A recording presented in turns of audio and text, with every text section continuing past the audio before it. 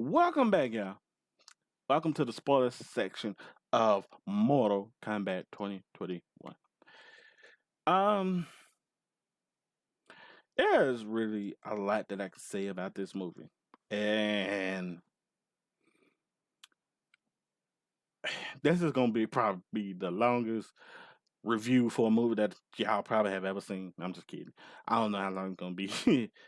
uh, but I gotta say, I enjoyed the movie. Um,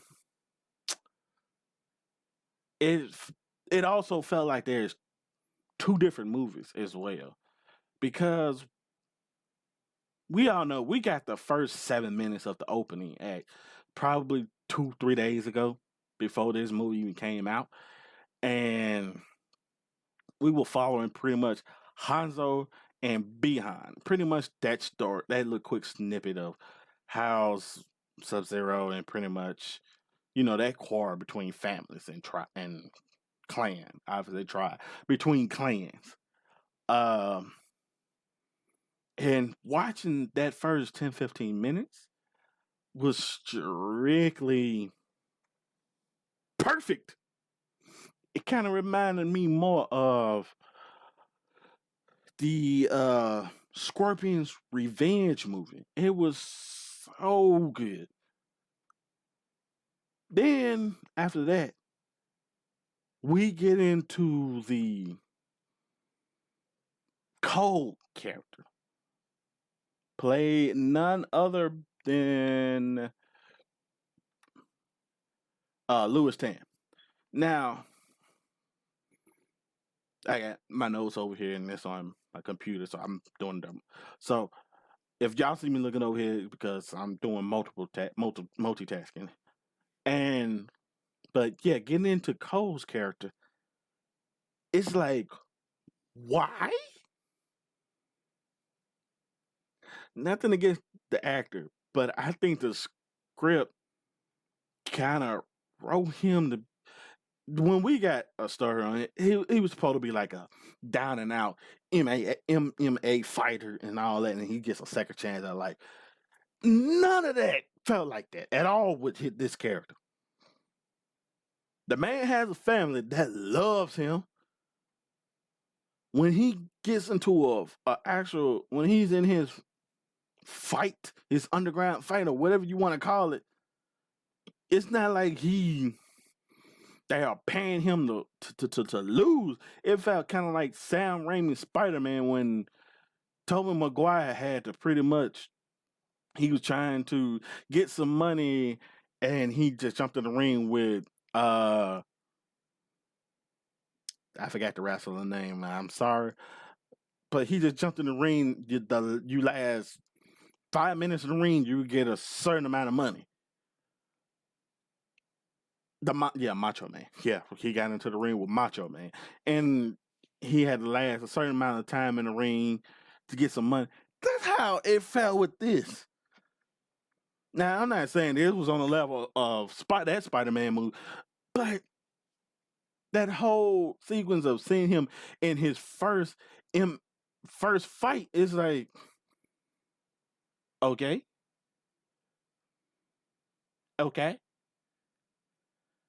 And it didn't make me his character. Now his character was okay at times in the movie, here and there. But it's like didn't really too much care about him.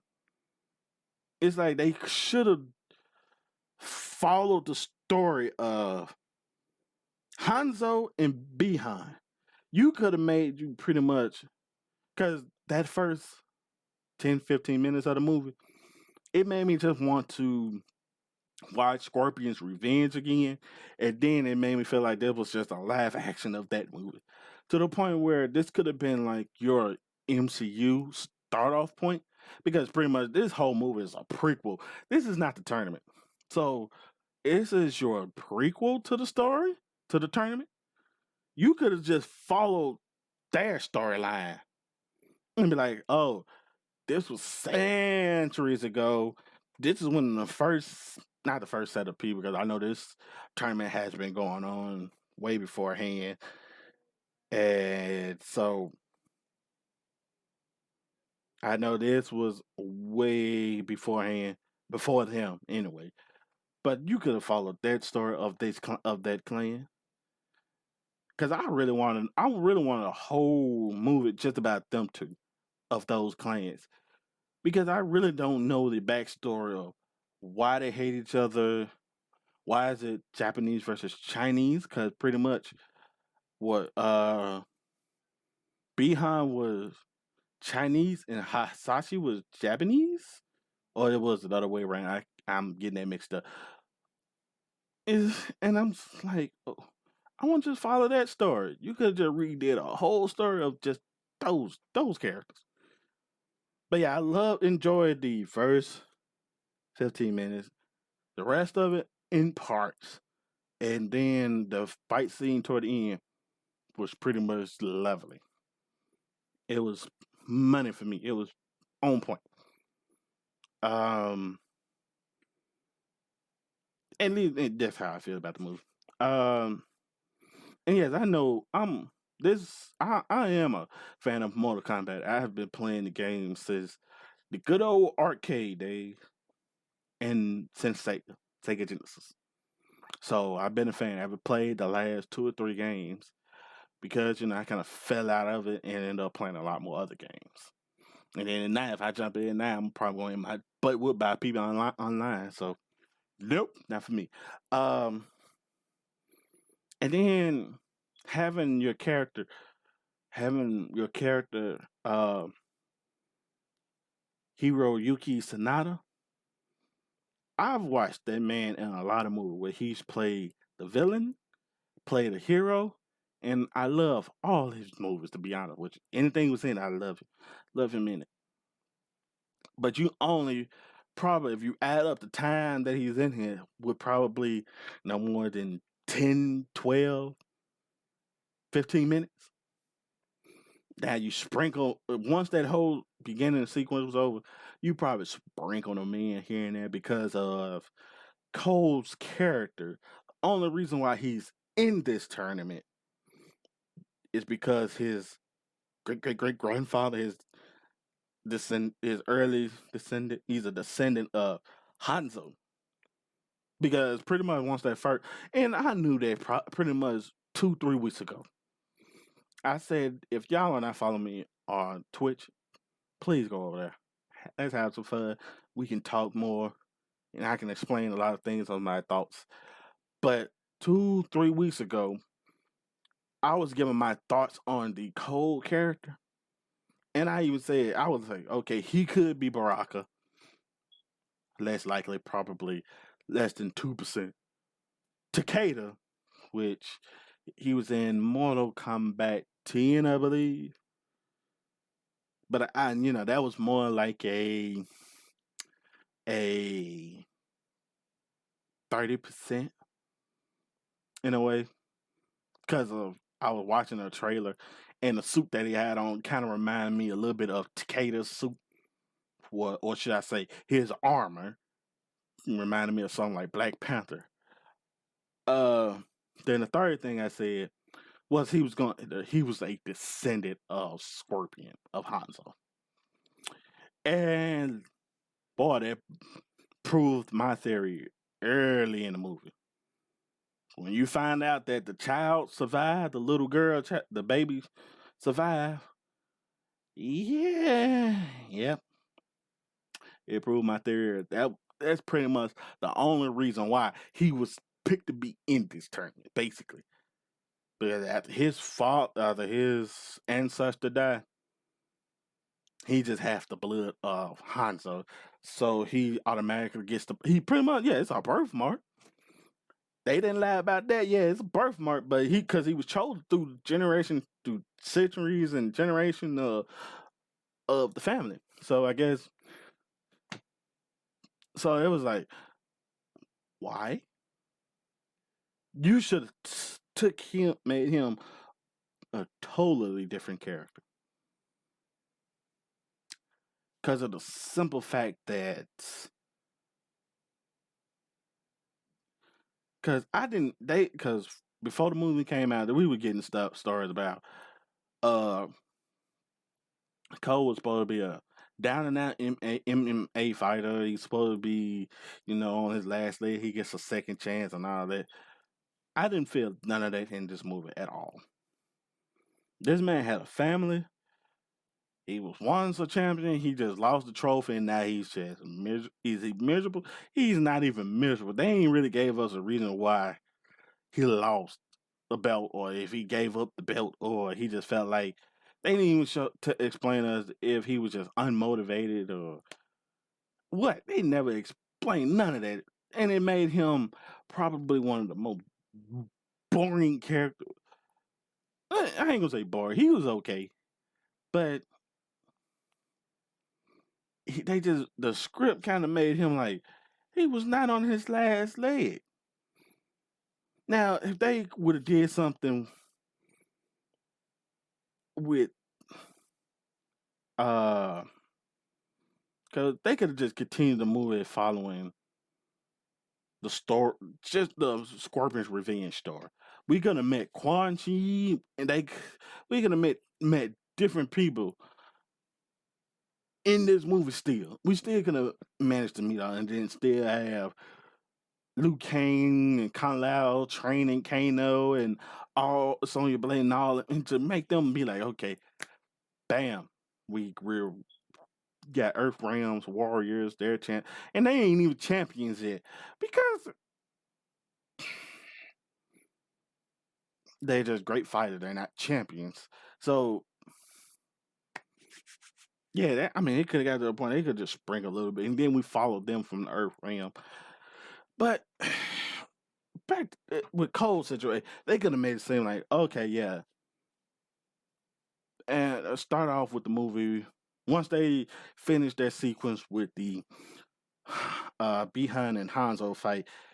Could have just went into the next scene, which is starting off showing Cole, showing him like, oh, doing like a montage of saying he was a up and coming MMA fighter. He does all this. He's very good at martial arts. Then it gets to a point he becomes the champion at a young age. He gets married and all that. Then all of a sudden he gets into a brutal fight. uh a guy breaks his leg, breaks his arm, paralyzes him or something. Something could have happened to the point where he's injured. His family left him. Only person that he stays in contact with would be his daughter. And he's to the point where he wants to get back in the ring, but he's just unmotivated. He doesn't have to drive or no more. And it gets to a point. Yeah, he gets chosen for the tournament. He gets the marking of the dragon, and he's getting picked for this tournament. Fine. He's a drunk alcoholic or whatever. They could have did something more with Cole. But we got what we got. So that kind of, ruins the movie a little bit. But and then it's like I said, the only reason why he was in it because he's Scorpion's Hanzo's bloodline. That's it. He's his descendant. That's it. He really didn't mean that he was like, oh, okay, yeah. And then his superpower, his weapon in the movie sucks to me. And the reason why it sucks because it made me feel like he got the suit of Black Panther, where he can absorb so much punishment and he can dish it back. What? And then the whole scene of pretty much him versus Goro. In all actuality, Goro should have killed him. Yeah. Because I didn't think we were gonna get Goro this early in the movie. I mean, that late into the movie, and he was gonna die like that. That whole scene with, and it's like a normal human being versus Goro. Goro, could have just ripped his arms in half, especially when he had him choking him, and his wife came in and hit him with an axe. Goro could have looked down, used his other hand to take the axe out, choke him or squares his head, and then went after his family. Because he didn't start getting powers to a minute or two after that fact. When he was ripped in the car to shred, kind of looked like the scene from A Quiet Place. If y'all ever seen A Quiet Place, don't that kind of look like the scene where the alien was tearing up the truck with the brother and sister in the car? You know what I mean? That would have kind of looked like, felt like to me as well. Like they took a scene from that, but they could have did more with Cole. But I think they should have just took that part. Well, they could have kept those parts in, but not follow him. Now, this movie could have done something with Johnny Cage, but we got like a little stinger at the end of the movie. It's pretty much that one of the warriors, since Kano is dead, pretty much him at the end of the once he died, yeah, of course you got to find more warriors for Earth Ring. So Johnny Cage will probably be in the second movie because they have now the warriors are pretty much on a roll. So now they have to go get a new warrior, which is pretty much Johnny Cage. God, we get the poster saying Hollywood star Johnny Cage, and he's an actor. So we get him next movie. Fine. But should have been in this one, to be honest with you. We could have just followed him. Followed his storyline of him being a butthole. But truth be told, if I had to say, Kano stole this movie for me.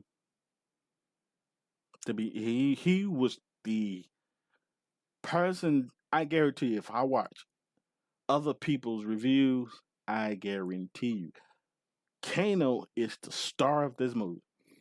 There was not a point in this movie where I was not laughing because of Kano.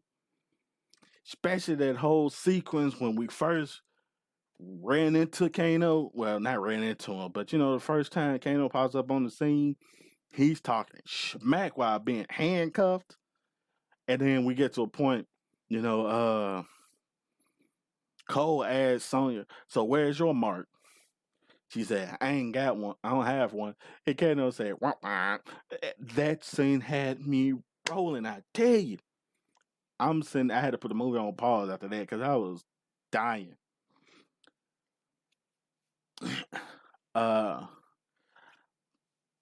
was like, this is funny.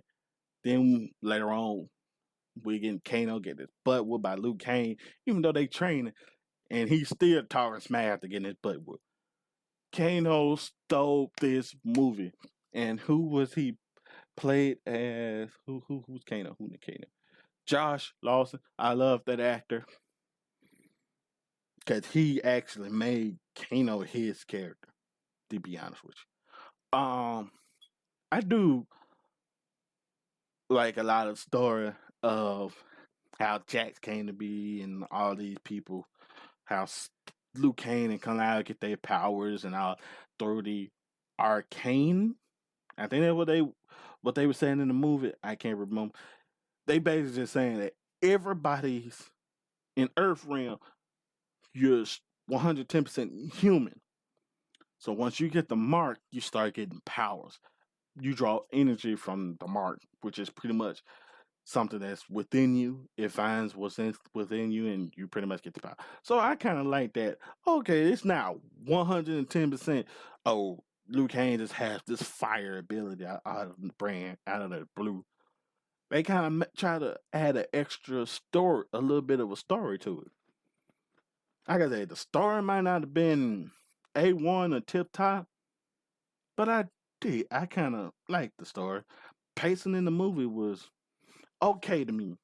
It didn't feel like it dragged on. It didn't feel like it was too fast. Didn't feel like it was too long. Didn't feel like it was slow. It didn't feel like none of that. It felt like it was at a good pacing for me because some of the fight scenes in here and wanting to know what happened with Jax and all that stuff. because this is supposed to be a prequel. So pretty much that means a lot of this is, in a way, it's going everything has to lead up, and pretty much an hour and 45 minutes might seem long to a lot of people, but you know, but I can see how a lot of people would probably feel about it. They should have kind of broken this down a bit. Um, but this movie was straight up fan service. If you're a diehard fan and you don't care about the story, you just want to see your favorite characters in live action, like Molina, Shang Tsung, Goro, Scorpion, Sub Zero, and all these characters in live action. And you just want to see some fights and some blood, some gore. Pretty much how if you playing the game, you don't too much care about the story. You want to see some killing and get into some action. Then this is gonna be the fan service for you. Because I feel like too the fan service kind of overwhelmed the movie a bit. Kind of feels like some of the kind of felt like some of the Star Wars movies out there where they put in so much fan service and it's like, huh, you see this? You see the wing fighter jet? You see this? You see that? And you see this? Yeah, we put. Do you like? Do you remember? Solo Han Solo's cabin area, hut area. That's how it felt instead of kind of doing like the Mandalorian in a way, where it's like weaving into the story. There's it's fan service, but it's weaved into the story. It's not the forefront of the movie. Um, this kind of felt like that at times. Um, what else? I do like the sequence of how Jax got his arms, cause there's a weird way to pretty much. It was pretty much a quick way to say it. This is how he got his arms. His arms are in a way there were stubs. They were destroyed by Sub Zero, and Liu Kang finds them before he completely, I guess, died. I guess by him being such a tough guy that he survived. And pretty much he's on. They're trying to help him. You know, they give him his some metal arms because basically they showed that the monks or those people that were there, they were pretty much attaching metal to him so they could make him arm. Then they showed him, you know, trying to learn to use it, but he was like, "Man, this is not my. I can't," because he was all about boxing, fighting with his arms and hand, his strength and all that. And then it showed that pretty much the art of arcane or whatever. I can't remember. I know it started. It was something like arcane. I wish I would have wrote it down. I forgot to write it down, but that gave him the ability to improve his metal arms. He created him a whole new set of arms, and now he has strength way beyond imagine. Basically, in a way, like if you want to create a perfect weaponized cyborg soldier, this is exactly what he would be. How that character would be. Um, but I love the fight scene early on with Hanzo and Bihan, and then the whole sequence at the end when he finally comes back. Love the get over here moment, which fit, which watching it in the trailer, even though I loved it because it was the favorite line of Scorpion. Scorpion's my favorite character, so and seeing that, then you get the sequence of how the whole scene is. It was perfect. And like I said, they didn't put the whole how should I say it's not auto tune. It's like they made his voice sound more monstrous in the video game when he said, "Get over here," and it kind of echoes after that. With this sequence, it's like it fits him perfect. It fits him because he's still human. He's just not still human. He's his soul, his body and soul pretty much has been going through hell basically. So he's been waiting on this moment. But it's also kind of a stupid way to pretty much bring him back by because the blood from Cole gets on the dagger and it's like it calls him back saying, "Oh, Hanzo is back." I mean, yeah, Hanzo is back, and Behind uses the what you call it, and he gets him over here and they fighting. It was a good scene. I ain't gonna lie, that whole scene with that, good. Uh Jumping in, helping out, Cole jumping in, helping out. That was kind of fun. It was a nice, decent thought. It's like your ancient, your great, great, great, great, great, great, great, great, great, great, great, great, great, great, great, great ancestor, grandfather. You you meet him and you're fighting with him to help your clan. But it's like once you told him the truth, when you told Cole the truth early, early on in the movie that he's a descendant, it's not like the he's it's not like he's catering to, okay, well, now that I know my history, my ancestor and all that, now I have to recreate the whole Hiryu, what was that, the Hanzo's clan. I don't know, I forgot the clan's names. All I know, so I apologize for that. um mm,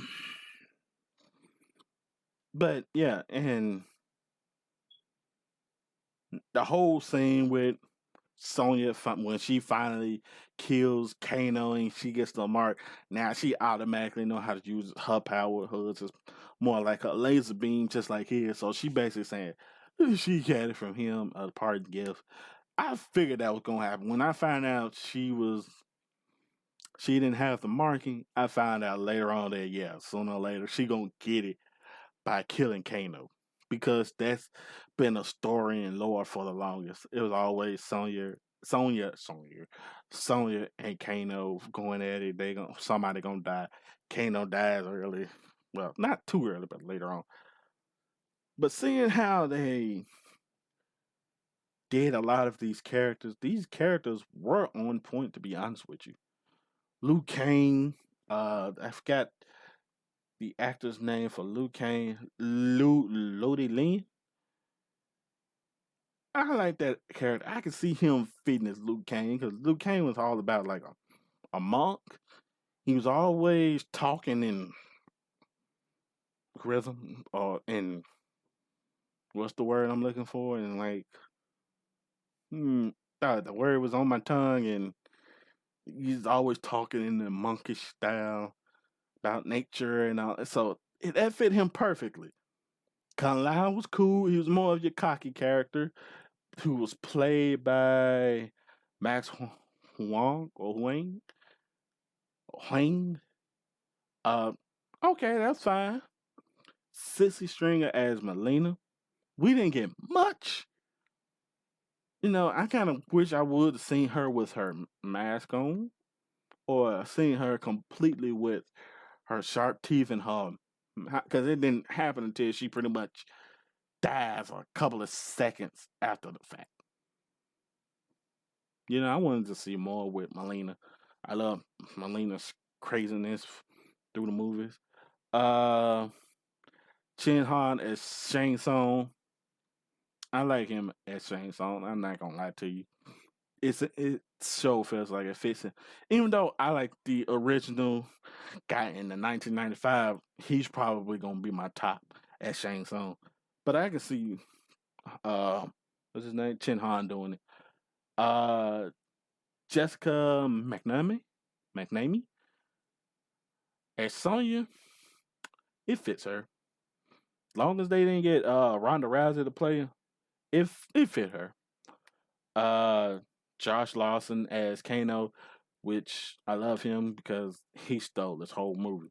If I were to say who's the character who was number one of this movie, it would be Kano. No ain't ifs or buts about it. Um, Joe Taslim, Sub-Zero, loved him. To be honest, they picked the perfect person to do Sub-Zero. Because even with his mask on, you could see through his expression in his eyes, you was able to tell that, oh, some Sub-Zero is not the person to be messed with, man. It proved that. This movie proved it. It proved that Scorpion and Sub-Zero are not the people to be messed with. It showed it. Now, even though I don't think Sub-Zero is dead unless he got a descendant somewhere as well. So instead of us getting the blue suit, I mean the whole mask and all that, we get one where he got the scar on his eye and he's got the little vest. If we get that one, okay, I can see if we got a descendant versus another descendant, it would be fun. You know what I mean? So, Mehcad Brooks, I gotta give it to him. I loved him as Jax because he played at the actual Jax. That was Jax to a T. From all the games that I've played, from and watching others play, that was Jax to a T. So, Mehcad Brooks, love you, man. Um, Tada Nobu Asano as Lord Raiden. We didn't get much of Raiden. They sprinkle him in here and there. Lightning looks on point. Now I don't know, but from time to time when you see his eyes, whether it's supposed to be lightning in his eyes or his eyes are glowing, it looked weird at times. Sometimes it fit, sometimes it didn't. So I'm a little bit in between weirded out on that end. So but other than that, we didn't get much of him. When he came in, he pretty much was Raiden, following the rules. He's a god. He's following the rules of the tournament and all that. He's trying to create his his fighters for Earth Ram, and so I'm okay with that. Uh, like I said, Hiroyuki Sanada.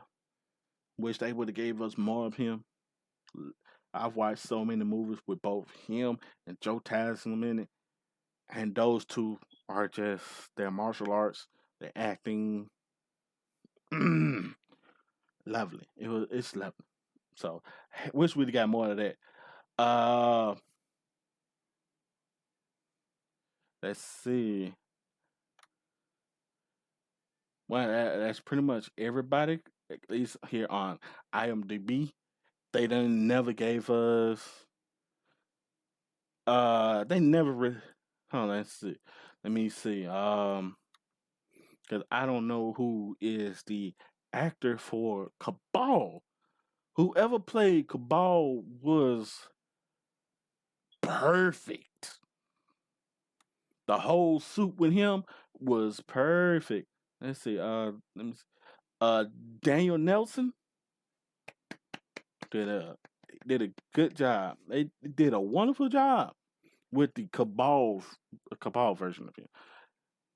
Loved it. Can't give me that. Can't do no better than that. Even though I hate that he died so you didn't get no more than a few minutes of him. But by them trying to balance so many different characters in this, it kind of did leave a sort. They kind of did leave a small. Kind of took away a little bit from the story because you use so many characters as well. But far as all these characters they had, they did a good enough job to me. I would say the Russo brother was in here, but nah, I'm just saying, looking at it, say Greg Russo. It can't be the Russo brother. Was it? Let me see. Nah. Nah, that's not. Nah. I thought it was one of the Russo brothers, but nah, it's not. Because I was looking at it was director and written. So, hold on. Nah, he did. He was the writer on Death Note. Well, he's the writer for Death Note 2, Space of It. So, nah, he wasn't. Because I thought for a minute that I would say, well, they kind of But yeah, I'm in a way where they did pretty good with this movie. If I had to rate this movie, 6.5 out of 10, 7 out of 10 in that range, because I believe they could have did a little bit more. Cole's character was not somebody that we should have been following. Should have been Johnny Cage, but or Kano the way because he stole the show. It's like he snatched the rug from up on the Cole's character and and stole the show. He was funny when he needed to be. He had give you by you seeing so much bloodiness, which really wasn't that much blood and gore going on into it. But oh, Reptile. I love Reptile in this. They made him look like an actual beast from an actual reptile created from another world, basically. They got his actual slime from his mouth, which is acid and all that. They had him looking more like a beast. I mean, they literally had him look like a terrifying creature, reptile. Instead of him looking like a human being that's mutated with some type of or born born born reptile, they made him look like an actual beast, and he looked cool. Love to see him. Now I ain't gonna lie, I kind of wish. Now Kano might come back because of the simple fact that he just got stabbed in the eye. He didn't completely die. Shang Tsung can probably help bring him back to life. And now next movie he will have the metal plate because look at Cabal. We got the backstory on what happened to Cabal. He pretty much in a way betrayed by Kano. I think I couldn't really remember, but we got a little backstory on Cabal of what happened to him. So there's probably a way where Shang Tsung can bring Kano back by giving him the metal eye. Because I wish he was still he was that full fledged metal character, like half cyborg in a way or half metal. But they kind of made him look. They made him still look awesome. You know, especially the way he had his ability. His ability was straight through anger, so he created a laser beam like Superman. And helped out bouncing off stuff, which that laser should have went through the wall, but they showed it bouncing off the wall and junk. So I'm laughing like, why would lasers don't bounce off wall? They go through it because it was deflected by Kung Lao hat. He used his hat to deflect it. You know, getting in back to Kung Lao to sit there and get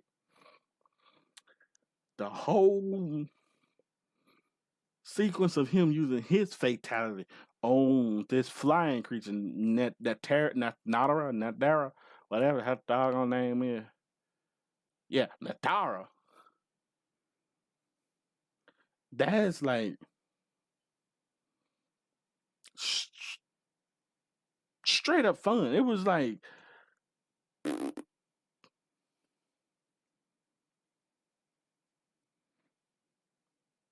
hold on, Okay, you got they say Daniel Nelson of Cabal, but the voice of Cabal was Damon Harriman. I'm looking on IMDb, so I'm in the way with it on which character. So I guess that was two different characters playing this person. The actual character was Daniel Nelson in the Cabal super voices from Damon Harriman. I guess I don't know why would they do that. That's weird. But Kung Lao seeing his finish of him throwing his hat into the ground and letting Natara's head going right through it. Oh, that was straight up awesome. I would never thought I would see that on big screen, on a TV or big screen. That was on point. Uh, Now I did get a chance to watch the movie twice because the first time I had to watch it as a fan because of all the heightening. Then watch it second time, critiquing, and pretty much usually I would have a different feeling, just like watching Godzilla versus Kong, watching it as a fan first, then watch as a person to critique it, write down notes and stuff.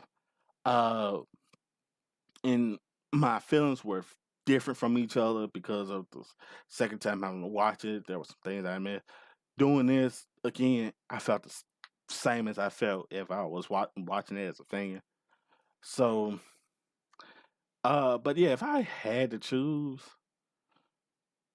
which I rate first, it would still be the '95 version, and then this one. Annihilation takes a long, long way at the bottom, and because I bet a lot of you probably, if you're not born in the '90s or the '80s, there used to be a Mortal Kombat TV show called A New Legacy, and I forget that show used to be was on point, was pretty good. At least at that during that time, I wasn't critiquing no movie. I was still a kid, so anything was still good to me. I haven't seen it since then, though. But there used to be a show called I think it was called the Mortal Kombat New Legacy, and I wish they kind of would have did a show like that. They probably could have took this and made this a whole series. Like season one, we get a backstory on Han and behind and Hanzo's character. Go into season two, we meeting characters, getting like origin stories for different episodes on the different characters. Then season three, you probably could have got some good fight scenes. Since Shang Tsung is trying to end, because basically they basically saying what's that? The Nether Realm. It's pretty much won 9 straight fights. So basically, Shang Tsung is trying to cheat this last time to get so he can get this win his 10th tournament, and he can take over worlds and stuff now. And yeah, in a way, we knew it was gonna Shang Tsung was gonna be a little bleep. Um, but like I said, I enjoyed the movie. Pacing, everything was good. The fight scenes were some of the fight scenes were okay.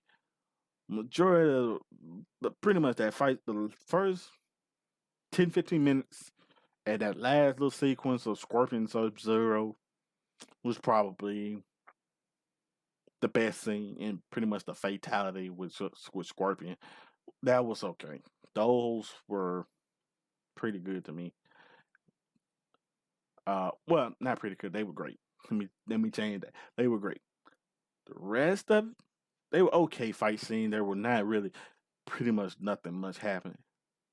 Because in this situation with Jackson Sub Zero, it basically showed that Jackson wasn't gonna win that fight. No way. There was no way he was gonna win that fight. Especially of how that sequence came about.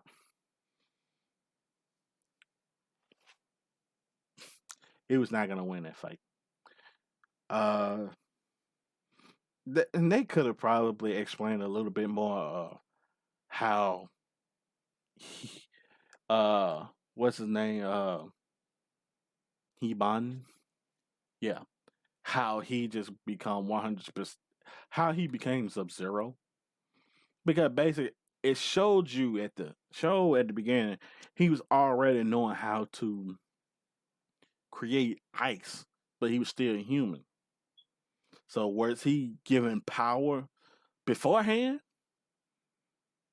Did he meet up with Shang Tsung somewhere during that time already as one of the new warriors, and he gave him immortality or something?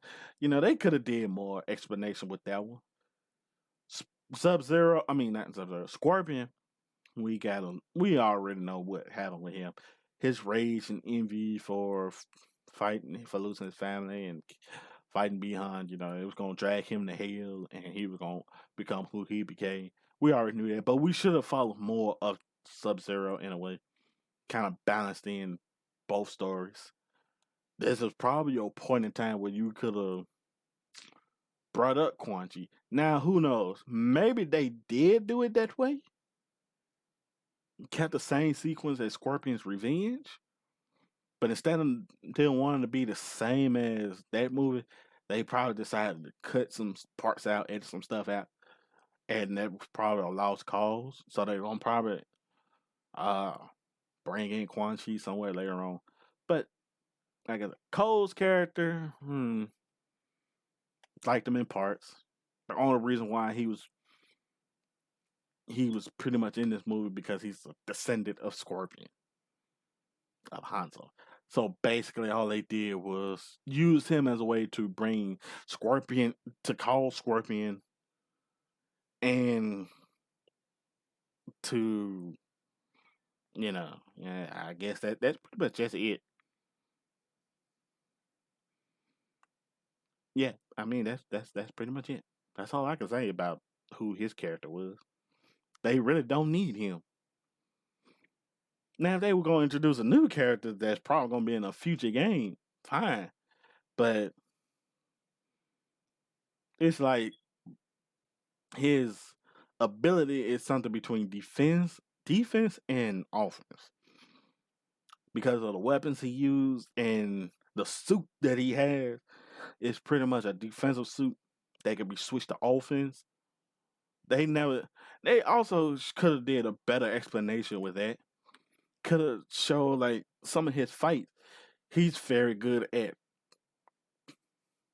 being on the defense first. He likes to watch his opponents. He's good at watching his opponents stay on the defense. Then he comes in, he finds what he wants. Kind of like a boxer when he's in defense mode. He's doing counter punches, and it gets to a point now. He gets to the point when he gets some days. Oh, now he comes in, pop, ready to rumble. They could have used that as an explanation. Like his fights, in his fight, he's always on the defense, but he's not tiring himself out. He's not losing energy, but he's also just trying to find an opening. Then he comes in, bop, throwing his kicks and roundhouse kicks and bicycle. Oh yeah, and Luke Kane bicycle kick. Kane, oh yes, that was good. I love that bicycle kick. So but that can go. I'm sorry for that little cut. That little route. That took one. Like so, that's like somebody was going fast, and I just did a whole 120-degree angle or something real quick. But Cole's character, they could just say, yeah, when he's in a fight, he's always on the defense trying to find an opening. Then once he gets it, he goes in attack mode. They basically didn't say nothing. They probably brought it up once in the movie that he needs to always learn to. He needs to stop attacking and learn defense. They could have found a better way to do that. But yeah, I like I said, I enjoyed the movie. I probably rambling on. Some of y'all probably like, oh, what you think about this? If y'all got any questions, ask me in the comments. I would gladly answer them for you of my thoughts and all of that. Hope you guys enjoyed this video. If you did, please hit that thumbs up. It helps out the algorithm or what algorithm we got so more people can see this video. Subscribe to the channel if you be a part of the nerdy, worldly, dark, light angels out there. Whatever you want to be called. I know you're still a part of the angel family. Follow me on the Discord. Follow me on the Instagram. Follow me on the Twitch. And if you're watching this on Twitch, follow me on the YouTube. But yeah, I'm okay with the movie. I want to see where this goes in the next 3 or 4 installments of this. So hopefully it does good enough to be able to start to go into the second. I would love to see Johnny Cage. Would love to see other characters in it. So let's hope we get that. I am Dark Light, and I'll catch you lovely ladies and gents later. Cheerio!